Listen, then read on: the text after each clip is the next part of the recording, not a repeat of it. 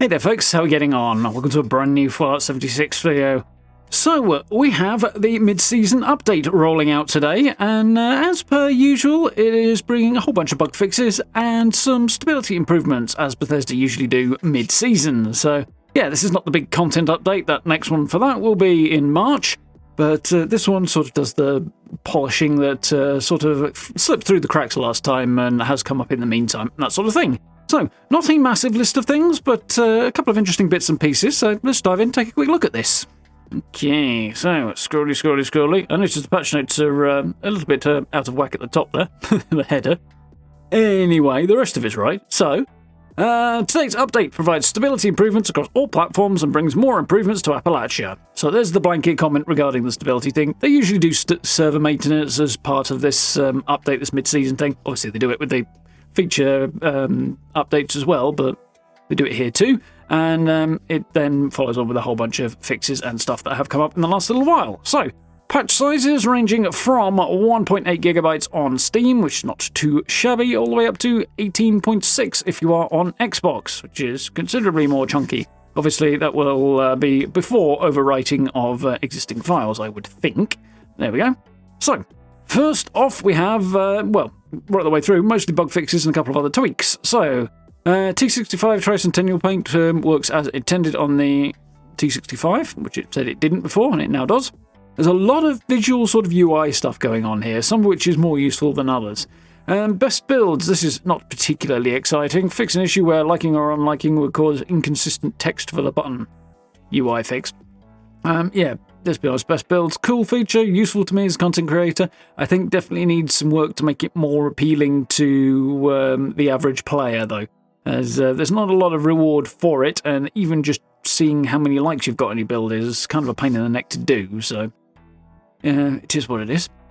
Speaking of, though, camps and workshops. A whole bunch of stuff here that are mostly fixing individual items. A lot of this is menu stuff or individual bug fixes. A lot of it makes massive impacts. So pets, for example, no longer spawning right at the edge of camps and getting stuck on the edge of your camp build zone. They should actually, make their way in properly now.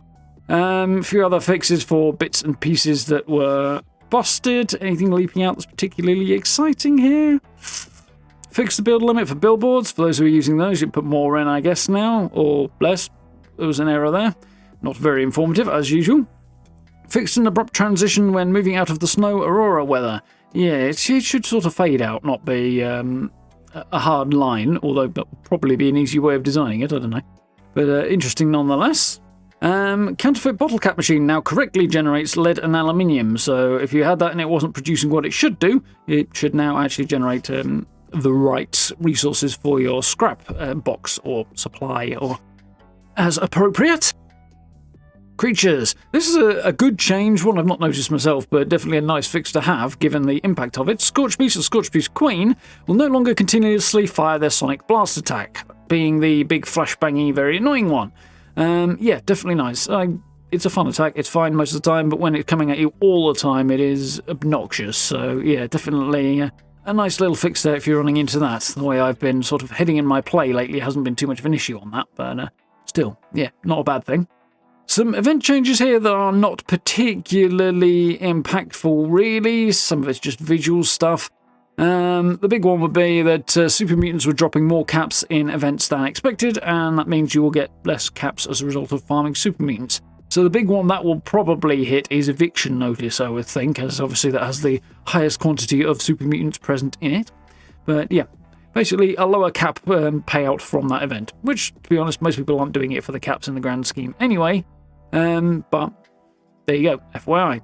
So we've got a whole bunch of stuff on the Gleaming Depths that I'm going to scoot on by. You can pause if you like, but I'm not interested. Items. Added mutation suppression effect to the descriptions for Radix and Radix Diluted. This one you might want to pay attention to, as sort of clarification is always nice, and there's actually quite a few bits in the UI changes down here that relate to clarification. In this case, it requires further clarification, ironically, because Radix Diluted, as it stood prior to this update, doesn't suppress mutations. That's, for me, why I use that one over the regular Radix on the rare occasions I use it at all, specifically because I don't want it suppressing my mutations.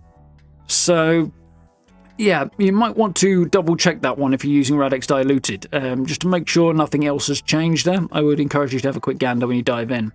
So we've got a few quest fixes here, which are entirely for older quests, which is interesting. Most of this ties into, I think, either base game or Wastelanders era quests, so kicking it old school here. So yeah, good to see those being fixed, but more for a new player or a new character perhaps might be the thing there. Weapons. These are mostly little visual bits and pieces. Some of it's UI, some of it is visual things. The biggest, most interesting one to me is adjusted smoke effects on the Gauss minigun.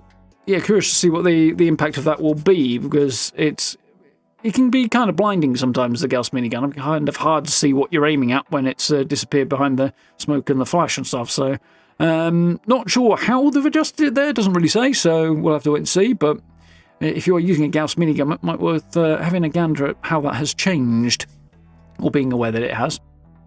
Fixed cauterizer displaying static visual effects when on a weapon rack. Yeah, there's probably supposed to be a moving visual effect, I suppose, and it wasn't doing so. That would be jarring to see, but yeah, that's good.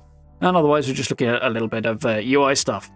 So we get into miscellaneous mods and UI stuff down the bottom here, and nearly all of this could be under the same heading of UI. So we've got pings and stuff going on there, so that it's just fixed on a small area. Some titles that were not being credited properly should now do so. Some stuff reappearing that you own in the Atomic Shop. Supplies displaying correctly in the Pip-Boy Currencies tab is somewhat useful if you're running caravans down in Skyline Valley, as you know where you're at then, and you can sort of figure out what's going on, how many more runs you need to do in order to sort of get whatever thing it is you're saving up for. So that's generally helpful. Screen narration accessibility setting displaying correctly in all languages. That's nice, definitely good. I think this one's probably supposed to be on a separate line here, but it isn't. The motorized butter churn will now be found in the resources tab of the workshop menu. Easy to miss that one because it's kind of disappeared into the wrong bit. But yeah, still, nice little build menu update there, so at least you'll be able to find that motorized butter churn a little more easily if you are looking for it. Season booster widget displaying correctly. That's just more visual stuff. A whole bunch more visual stuff, some typos, some capitalization even. Effects being changed there. Again, more UI stuff that's just kind of cleaning things up and correcting typo stuff like that. So for the mods, the one-star bolstering effect should now correctly reflect its actual effect as opposed to incorrectly. So that's nice to have for a little extra clarification. Some description stuff there, and duplicate text in many legendary affected descriptions shouldn't be a problem anymore. Ooh, Electrician's 4-star mod. This one would be interesting if you're running that one. It now correctly persists after the player dies. Now, I'm not sure if that means effect on target or effect on your weapon being in some way switched off when you died, but that should not be an issue anymore if you were using it or were perhaps holding off from using the Electrician's 4-star mod because of this issue. It should now be fixed. And again, we've got a few more UI things which are, fairly basic. Just a few things that are working a little bit better. 4-star legendary flyouts displaying correct mod. That's nice and more informative.